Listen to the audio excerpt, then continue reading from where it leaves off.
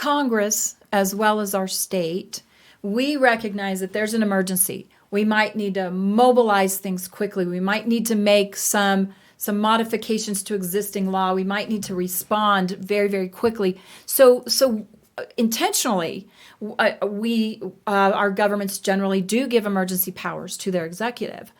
But nobody believes in this state, to the person I've spoken to, among my colleagues in the legislature, nobody believes that those emergency powers were anticipated to be long term, for months. I mean, so maybe months. there was a good reason to do this at the very beginning in March. It should have been limited and short duration. But so here's what we learned. First of all, he did some things that really weren't under emergency conditions. And in fact, and I'll read this, let's see, let me pull this up.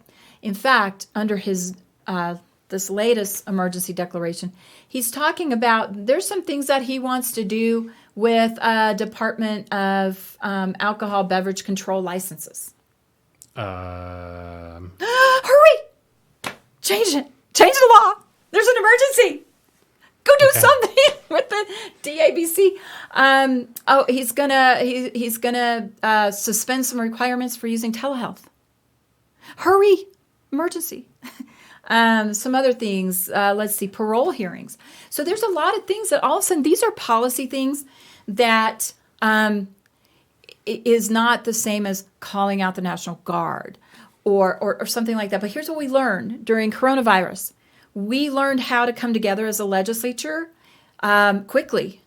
We kind of worked out all the bugs for doing a virtual session. We've done 5 virtual sessions now, and we can fire that up pretty quickly. State law requires any legislation to have a 24-hour notice. So we can come together like that. So it is not necessary that the governor exercise this emergency declaration in order to affect law quickly and nimbly, because we can do it. Right. And when I look at some of the things he's done under a declaration, what he's talking about doing now, none of those can not wait for the legislature to convene. Yeah. So that's not why. Here's the other thing that's important for people to know. Oh, wait a minute. I thought that the emergency declaration was necessary in order for Utah to get federal funds. emergency That's where it's going funds. next. Number 2, he has justified these most recent 2 declarations in order to not put federal funds at risk. Okay, I don't want to use an overly strong word here, but that's not exactly true.